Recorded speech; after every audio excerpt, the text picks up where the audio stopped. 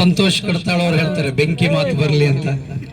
ಆದ್ರೆ ಪೊಲೀಸವರು 17 ನಿರ್ಬಂಧಗಳನ್ನು ಕೊಟ್ಟಿದ್ದಾರೆ ನಮಗೆ. ಮೈಕ್ ಯೂಸ್ ಮಾಡಂಗಿಲ್ಲ, ಜಾಸ್ತಿ ಕೂಗಂಗಿಲ್ಲ, ಎಲ್ಲೂ ನೀವು ಓಡಾಡಬೇಡಿ, ಸಾಬ್ರಿಗೆ ನಾವು ಲೀಸಿಗೆ ಕೊಟ್ಟಿದೀವಿ, ಇನ್ನೇನಿದ್ರು ನಾವು ಸಾಬ್ರುಗಳು ನೋಡ್ಕೊಂಡಿರ್ತೀವಿ, ನೀವು ನಿಮ್ಮ ಮನೇಲಿ ಆರಾಮಾಗಿರಿ. ಅವರೊಂದು 2 ಸ್ಟೇಷನಿಗೆ ಬೆಂಕಿ ಹಾಕಿದ್ದಾರೆ, ಇನ್ನು ಇಲ್ಲಿ ಒಂದು 2 ಸ್ಟೇಷನಿಗೆ ಬೆಂಕಿ ಹಾಕೋ ತನಕ ನೀವು ಆರಾಮಾಗಿರಿ ಅಂತ ಹೇಳಿದ್ದಾರೆ.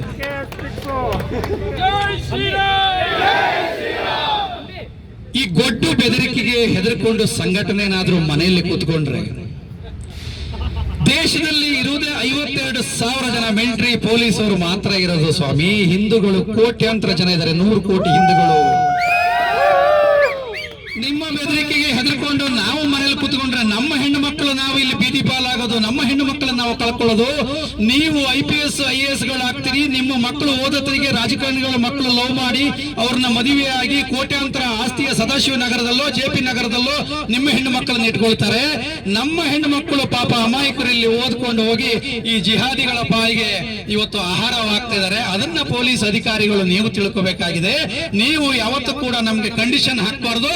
ಹಿಂದುತ್ವದಾಗಿ ಹೋರಾಟ ಮಾಡ್ತೀರಿ ಅಂದ್ರೆ ಒಂದು ಹೆಜ್ಜೆ ಮುಂದಿಟ್ಟು ನಾವು ನಿಮ್ಮ ಬೆನ್ನಿಂದ ಇದ್ದೀವಿ, ನಾವು ಈ ಕಾಕಿ ಡ್ರೆಸ್ ಅನ್ನು ಹಾಕಿದೀವಿ, ನಾವು ನಿಮಗೆ ಸಪೋರ್ಟ್ ಮಾಡೋದಕ್ಕೆ ಆಗಲ್ಲ ಅಂದ್ರೂ ಕೂಡ ಪರೋಕ್ಷವಾಗಿ ನಿಮ್ಮ ಜೊತೆಗೆ ಇದೀವಿ, ನೀವು ಮುನ್ನುಗ್ಗಿ ಹೋಗಿ ಅಂತ ಹೇಳೋದು ಬಿಟ್ಬಿಟ್ಟು ನಿಮ್ಮನ್ನ ಒದ್ದು ಒಳಗಡೆ ಹಾಕ್ತೀನಿ ಅಂತ ಹೇಳ್ತಿರಲ್ಲ. ಎಷ್ಟು ಸ್ಟೇಷನ್ಗಳಿಗೆ ಅನಾಹುತಗಳಾಗಿದೆ ಅಂತ ನಿಮಗೂ ಗೊತ್ತಿದೆ. ಇನ್ನು ನಾನು ಅದನ್ನು ವಿಸ್ತಾರವಾಗಿ ಹೇಳಲ್ಲ, ಇವತ್ತಿನ ಕಾರ್ಯಕ್ರಮ ಅದ್ರದ್ದು ಅಲ್ಲ. ಬಂಧುಗಳೇ, ಲವ್ ಜಿಹಾದ್ ಅಂತಕ್ಕಂಥದ್ದು 2008ರಲ್ಲಿ ಹುಬ್ಳಿಯಲ್ಲಿ ಪ್ರಾರಂಭ ಆಗಿದಂಥದ್ದು. ಇದು ಹುಬ್ಳಿಯಿಂದ ಹಾವೇರಿ ಜಿಲ್ಲೆಗೆ ಹೋಯಿತು.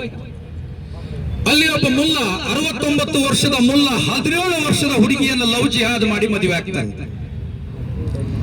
ನಾವು ಯಾವುದೋ ಕಾರ್ಯಕ್ರಮಕ್ಕೆ ಹೋಗ್ಬೇಕಾಗತ್ತೆ, ಪ್ರಮೋದ್ ಮುತಾಲಿಕ್ ಜಿ ಅವರು ಇಮಿಡಿಯೇಟ್ಲಿ ಆ ಲವ್ ಜಿಹಾದ್ ಆಗಿದೆ ಅಂತ ಅಲ್ಲಿ ವಾಪಸ್ ಹೋಗಿ ಆ ಹುಡುಗಿಯನ್ನ ಕರ್ಕೊಬಂದು ಹುಬ್ಳಿಯಲ್ಲಿ ಪ್ರೆಸ್ ಮೀಟ್ ಮಾಡ್ತಾರೆ.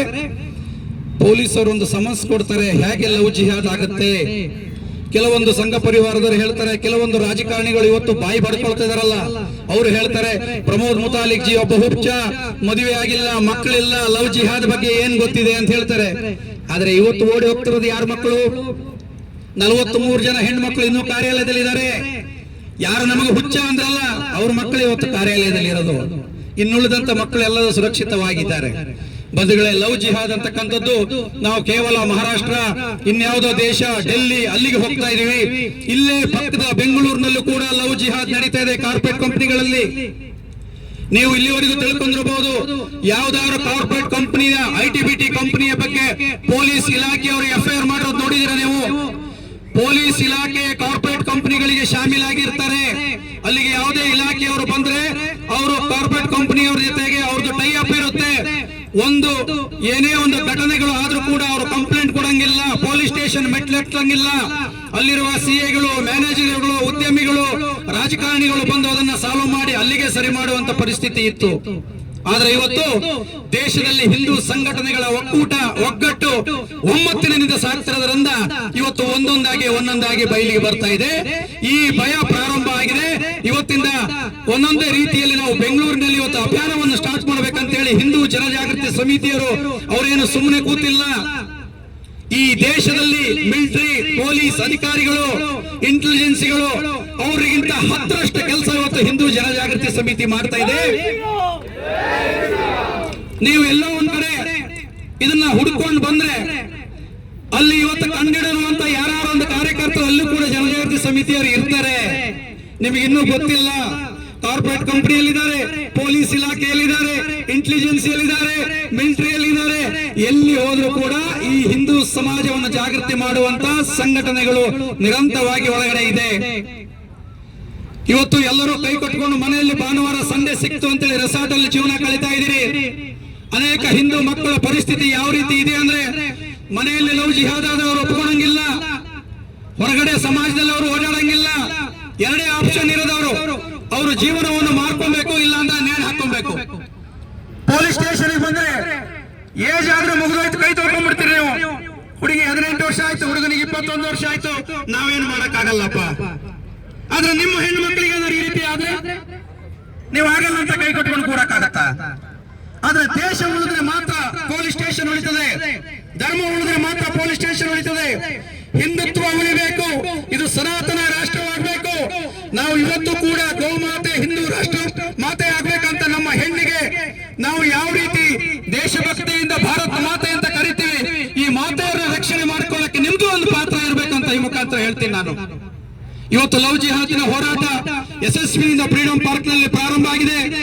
ನಗಾಡೋರಿಗೆ ಅವಕಾಶ ಇರಬಹುದು, ಸಂಖ್ಯೆ ದೃಷ್ಟಿಯಿಂದ ಕಮ್ಮಿ ಇದೆ, ಆದ್ರೆ ಶಕ್ತಿ, ನಮ್ಮ ಶಕ್ತಿಯ ದೃಷ್ಟಿ ಎಲ್ಲಾ ಕಡೆಯಿಂದಲೇ ಇದೆ ಅನ್ನೋದನ್ನ ಮರಿಬೇಡಿ. ಇವತ್ತು ನಾವು ಕೇವಲ ಇಲ್ಲಿ ಬಂದು ಕೂಗಿ ಆಡ್ತೀವಿ ಹೋಗ್ತೀವಿ ಅನ್ನೋ ಭಾವನೆ ಇತ್ತು, ಆ ಭಾವನೆಯಿಂದ ಆಚೆ ಬಂದಿದ್ದೀವಿ.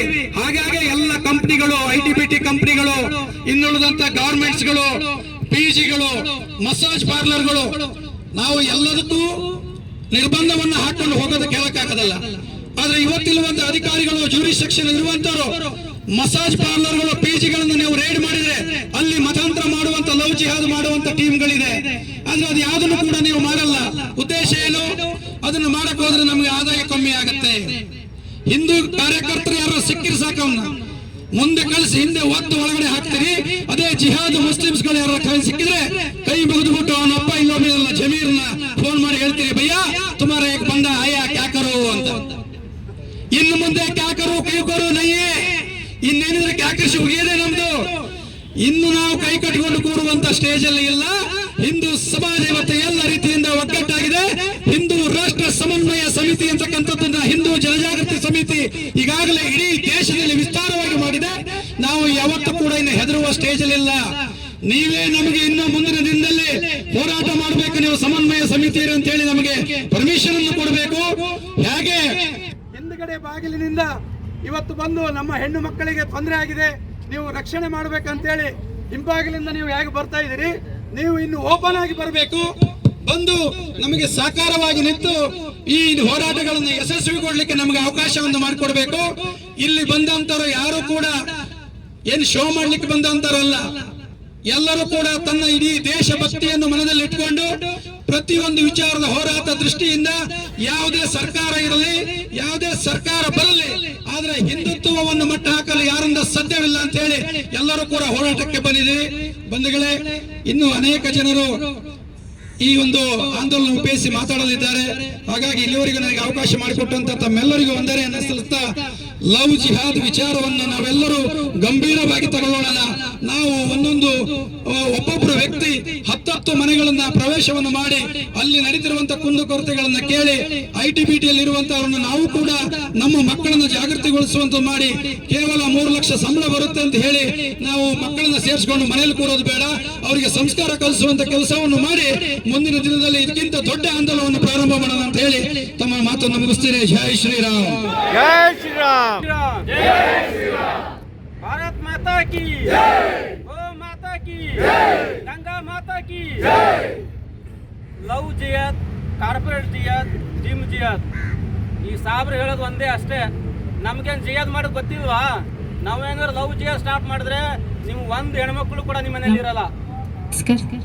ನಮಸ್ಕಾರ. ಲವ್ ಜಿಯಾದ್, ಕಾರ್ಪೊರೇಟ್ ಜಿಯಾದ್, ಜಿಮ್ ಜಿಯಾದ್, ನಾವು ಹಿಂದೂಗಳು ಏನಾದ್ರು ಜಿಯಾದ್ ಲವ್ ಜಿಯಾದ್ ಸ್ಟಾರ್ಟ್ ಮಾಡಿದ್ರೆ ನಿಮ್ಮ ಹೆಣ್ಮಕ್ಳು ಒಬ್ಬರು ಕೂಡ ನಿಮ್ಮ ಮನೇಲಿ ಇರಲ್ಲ. ಒಂದು ನೋಡಿ, ನಮ್ಮ ಹಿಂದೂ ಹೆಣ್ಮಕ್ಳು ಹೇಳೋದಂದ್ರೆ, ಒಂದು ತಾಯಿ ನಿಮಗೆ 9 ತಿಂಗಳು ಹೆತ್ತು ಹೊತ್ತು ಹಿಂದೂ ದೇವರಿಗೆ ಹರಕೆ ಹೊತ್ತು ನಿಮ್ಮನ್ನ ಎತ್ತಿರ್ತದ. ನೀವೇನಾರು ದೊಡ್ಡವರಾಗಿ ಮೆಚೂರ್ಡ್ ಆದಾಗ ಯಾವೊಂದೋ ಒಬ್ಬ ಸಾವಿಗೆ, ಅವನ ಕಲರ್ಗೋ, ಅವ್ನ ಯಾವ್ದೋ ಆಸೆಗೆ ಅವ್ನ ಬಲೆಗೆ ಬಿದ್ದುಬಿಟ್ಟು ಅವ್ನ ಮದುವೆ ಆಗೋವರೆಗೂ ನಿಮ್ಮ ಜೊತೆ ಚೆನ್ನಾಗಿರ್ತಾನ, ನೈಸ್ ಮಾಡಿರ್ತಾನ, ಎಲ್ಲ ನಿಮ್ಗೆ ಏನ್ ಬೇಕಾದ್ರೂ ಕೊಡ್ಸಿರ್ತಾನ. ಮದುವೆ ಅವ್ನ ಬಲೆ ಬೀಳೋರ್ಗಷ್ಟೇ. ಮದುವೆ ಆಯ್ತು ಅಂದ್ರೆ ಅವ್ನು ನಿಮ್ಗೆ ನೆಕ್ಸ್ಟ್ ಮರುದಿವ್ಸನೇ ಬುರ್ಕ ಹಾಕೋ ಅಂತಾನ, ಹಿಜಾಬ್ ಹಾಕೋ ಅಂತಾನ, ತಂದು ಮೋಸ ತಿನ್ನೋ ಅಂತಾನ. ನೀವೇನಾರ ಅದಕ್ಕೆ ಒಪ್ಪಿಲ್ಲ ಅಂದ್ರೆ ಬೀಳ್ತಾ ಇರ್ತಾ ಏಟು, ಅದಕ್ಕೂ ಒಪ್ಪಿಲ್ಲ ಅಂತಂದ್ರೆ ಅವ್ರ ಮನೆಯವ್ರು ಹಿಂದೂರು ಇದ್ದಿರ್ತಾರ, ಫ್ರಿಜ್ ಅಥವಾ ಸುಟಿಗೇಸು ರೆಡಿ ಇದ್ದಿರುತ್ತೆ. ನಿಮ್ಮ ಲೈಫ್ ಹಾಳು ಮಾಡ್ಕೋಬೇಡಿ, ನಿಮ್ಮ ಜೀವನ ಮಾಡ್ಕೋಬೇಡಿ, ಯಾವ್ದು ಲವ್ ಜಿಯಾದಕ್ಕೆ ಬೀಳ್ಬೇಡಿ. ಜೈ ಶ್ರೀರಾಮ್. ಸುಂದರೇಶ್ ಅಣ್ಣ ಅವರು ಎಲ್ಲರೂ ಹೇಳಿದ್ರು. ಆದ್ರೆ ಒಂದು ಆಶ್ಚರ್ಯ ಆಗ್ತಾ ಇರೋದು, ನಾವಿವತ್ತು ಇಡೀ ವಿಶ್ವದಲ್ಲೇ ನಮ್ಗೆ ಹಿಂದೂಗಳಿಗೆ ಇರುವಂತಹ ರಾಷ್ಟ್ರ ಅಂತ ಹೇಳಿದ್ರೆ ನಮ್ಮ ಭಾರತ ಸ್ವಯಂಭೂ ಹಿಂದೂ ರಾಷ್ಟ್ರ ಇತ್ತು. ಇದನ್ನ ಇವತ್ತು ತುರ್ತು ಪರಿಸ್ಥಿತಿಯಲ್ಲಿ ಸೆಕ್ಯುಲರ್ ಅಂತ ಮಾಡಿ ಹಾಕಿ ಇವತ್ತು ಎಷ್ಟೆಲ್ಲ ಕಾನೂನು ಅಂತ ಹೇಳಿದ್ರೆ ನಾವು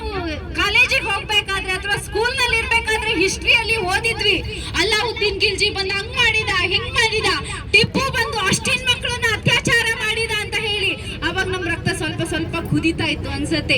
ಈಗ ಪ್ರತ್ಯಕ್ಷ ಲಕ್ಷಾಂತರ ಜನ ಈ ಒಂದು ಹೆಣ್ಣು ಮಕ್ಕಳು ಲವ್ ಜಿಹಾದ್ಗೆ ಬಲಿ ಆಗ್ತಾ ಇದ್ದಾರೆ.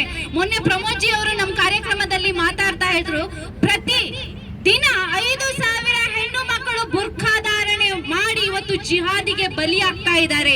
ಅದರಲ್ಲಿ ಹೆಚ್ಚಿನವರು ಈ ತರ ಚಿತ್ರಹಿಂಸೆಯಿಂದನೇ ಬಲಿ ಆಗ್ತಾ ಇರೋದು. ಹಾಗಾಗಿ ಇವತ್ತು ನಾವೆಲ್ಲರೂ ಒಟ್ಟಾಗಬೇಕಾಗಿದೆ. ನಮ್ಮ ಹೆಣ್ಮಕ್ಳಿಗೆ ಇವತ್ತು ಎಷ್ಟೋ ಜನ ಜಾತಿ, ಮತ, ಪಂಥ, ಕಮ್ಯುನಿಟಿ, ಮಠ ಅಂತ ಹೇಳಿ ನಾವು ದೂರ ದೂರ ಆಗ್ತಾ ಇದ್ದೇವೆ. ದಯವಿಟ್ಟು ಈ ಆಂದೋಲನದ ಮೂಲಕ ನಾವು ಮಠಾಧೀಶ್ವರರಿಗೂ ಮಠದಲ್ಲಿ ಏನ್ ಕೂತಿದ್ದೀರಲ್ಲ ಆ ಎಲ್ಲ ಮಠಾಧಿಪತಿಗಳಿಗೆ ನಮ್ರ ವಿನಂತಿ, ನಿಮ್ ಚರಣ ಹಿಡಿದು ನಾವು ಬೇಡ್ಕೊಳ್ತಾ ಇದ್ದೀವಿ. ದಯವಿಟ್ಟು ನಿಮ್ಮ ಕಮ್ಯುನಿಟಿ ಹೆಣ್ಣು ಮಕ್ಕಳನ್ನ ರಕ್ಷಣೆ ಮಾಡಿ, ಸಾಕು ಹಿಂದೂ ಹೆಣ್ಣು ಮಕ್ಕಳ ರಕ್ಷಣೆ ಆಗತ್ತೆ ಅಂತ ಹೇಳ್ತೇನೆ.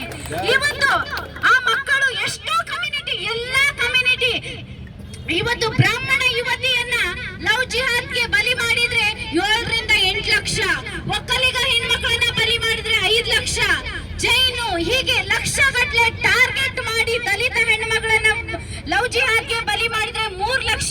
ಇದನ್ನ ಫತ್ವಾವನ್ನ ಹೊರಡಿಸಿದ್ದಾರೆ. ಇವತ್ತು ನಾವು ಏನೇನೋ ನೋಡ್ತೇವೆ, ನಮ್ಮ ಹೆಣ್ಮಕ್ಳು ಯೂಟ್ಯೂಬ್ ನಲ್ಲಿ ಆ ಸೀರಿಯಲ್ಲು ಈ ಸೀರಿಯಲ್ಲು ಅಂತ ನೋಡ್ತಾ ಇದ್ದೇವೆ. ದಯವಿಟ್ಟು ಎಲ್ಲ ಗೃಹಿಣಿಯರು ಜಾಗೃತರಾಗಿರಿ. ಮನೆಯಲ್ಲಿ ಏನ್ ಆಗ್ತಾ ಇದೆ ಇವತ್ತು, ಹೊರಗೆ ನನ್ನ ಮಗಳು ಕಂಪನಿಗೆ ಹೋಗಿದ್ರೆ ಸೇಫ್ ಆಗಿ ಬರ್ತಾ ಇಲ್ಲ.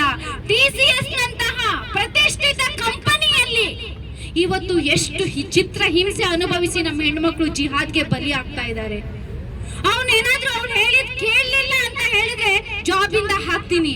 ಅವಳಿಗೆ ಲೈಂಗಿಕ ದೌರ್ಜನ್ಯದ ಮೂಲಕ ಹೆಚ್ಚಿನ ಘಟನೆ. ನಾನು ಮೊನ್ನೆ ಪ್ರತ್ಯಕ್ಷ ಹುಬ್ಳಿಗೆ ಹೋಗಿ ಒಂದು ಹುಡುಗಿಯನ್ನ, 2 ಲವ್ ಜಿಹಾದ್ ಬಲಿಯಾಗಿದ್ರು, 2 ಹುಡುಗಿಯರನ್ನ ಭೇಟಿ ಮಾಡಿದಾಗ ಅವರ ಕರಾಳ ಅನುಭವ ಹೇಳ್ತಾ ಇದ್ರು. ಮನೆಯಿಂದ ಹೊರಗೆ ಹೋಗ್ಬೇಕಾದ್ರೆ ಆ ಜಿಹಾದಿಗೆ ಫೋನ್ ಮಾಡ್ಬೇಕಂತೆ, ವಿಡಿಯೋ ಕಾಲ್ ಮೂಲಕ ಅವನ್ಗೆ ಇವತ್ತು ಹೇಳ್ಬೇಕಂತೆ, ನಾನು ಎಲ್ಲಿ ಹೋಗ್ತಾ ಇದ್ದೀನಿ, ಮಾರ್ಕೆಟ್ ಹೋಗ್ತಾ ಇದ್ದೀನಿ. ಅವಳ ಅಮ್ಮನ ಜೊತೆ ಮಾತಾಡ್ತಾ ಇದ್ರು, ಅವನ್ಗೆ ಲೈವ್ ಅಲ್ಲಿ ಅವನ್ ಇರ್ತಿದ್ದಂತೆ, ಅಮ್ಮನ ಜೊತೆ ಏನೇನ್ ಮಾತಾಡ್ತಿದ್ದೀನಿ ಅಂತ ಅವ್ನ್ ಕೂಡ ಕೇಳಿಸ್ಕೋಬೇಕಿತ್ತಂತೆ.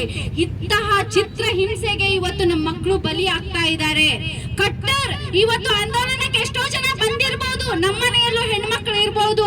ನನ್ನ ಮಗಳು ಹೇಗಿದ್ದಾಳೆ, ಎಂತಹ ಚಿತ್ರ ಹಿಂಸೆಗೆ ಬಲಿಯಾಗಿದ್ದಾರೆ ಅಂತ ನಾವು ನೋಡ್ಬೇಕಾಗಿದೆ. ಹಾಗಾಗಿ ಏನಿವತ್ತು ನಾವೆಲ್ಲ ಸೇರಿದ್ದೇವೆ, ಏನೋ ಅಕ್ಕಪಕ್ಕದಲ್ಲಿ ಯಾರ ಮನೆಯಲ್ಲಾದ್ರೂ ಯಾವ ಹಿಂದೂ ಹೆಣ್ಣು ಮಕ್ಕಳಿಗೆ ಹಿಂಸೆ ಆದ್ರೂ ಅವ್ರು ನನ್ನ ಅಕ್ಕ, ನನ್ನ ತಂಗಿ ಅಂತ ಹೇಳಿ ನಾವಿವತ್ತು ಅವರನ್ನ ರಕ್ಷಣೆ ಮಾಡ್ಬೇಕಾಗಿದೆ ಬಂಧುಗಳೇ. ಇಲ್ಲ ಅಂತ ಹೇಳಿದ್ರೆ ಮುಂದೊಂದು ದಿನ ನಾವಿವತ್ತು ಏನು ಫ್ರೀಡಂ ಪಾರ್ಕ್ ನಲ್ಲಿ ಅಣ್ಣ ಅವರ ಅನುಭವ ಹೇಳಿದ್ರು, ಪರ್ಮಿಷನ್ ತಗೊಳ್ಳಿಕ್ಕೆ ಎಷ್ಟೆಲ್ಲ ಕಷ್ಟಪಟ್ರು ಅಂತ ಹೇಳಿ. ನಾವ್ ಎಲ್ಲಿದ್ದೀವಿ ಅಂತ ನಂಗೆ ಆಶ್ಚರ್ಯ ಆಯ್ತು. 1 ವಾರದಿಂದ ಸತತವಾಗಿ ನಮ್ ಜೊತೆಗೆ ಅಕ್ಕ ಇದ್ದಾರೆ, ನವೀನಣ್ಣ ಅಕ್ಕ ಇದ್ದಾರೆ, ಅವ್ರು ಸ್ಟೇಷನ್ಗೆ ಹೋಗಿ ಪರ್ಮಿಷನ್ಗೆ ಅಪ್ಲೈ ಮಾಡಿದ್ರು. ಆ ಪರ್ಮಿಷನ್ ಹೋಗ್ಬೇಕಾದ್ರೆ ದಿನ ಹೋಗೋದು, ಬೆಳಗ್ಗೆ ಮಧ್ಯಾಹ್ನ ತನಕ ಅಲ್ಲಿ ಇರೋದು, ವಾಪಸ್ ಬರೋದು. ಇಲ್ಲ, ಕೊನೆಗೆ ಅನ್ಕೊಂಡ್ವಿ ಶನಿವಾರ ಫಿಕ್ಸ್ ಮಧ್ಯಾಹ್ನ ಮೇಲೆ ಆಗ್ಬಹುದು, ಶನಿವಾರನೂ ಇಲ್ಲ. ಕೊನೆಗೆ ಹಠಾತ್ ಬಿದ್ದು ಬೇಕೇ ಬೇಕು ನಮ್ಗೆ, ನಿಮ್ಮೆಲ್ಲಾ ಕಂಡೀಷನ್ಗೂ ನಾವು ಒಪ್ಕೊಳ್ತೀವಿ ಅಂತ ಭಾನುವಾರ ನಮ್ಗೆ ಪರ್ಮಿಷನ್ ಸಿಕ್ಕಿ ನಾವು ಮಾಡ್ತಾ ಇದ್ದೇವೆ.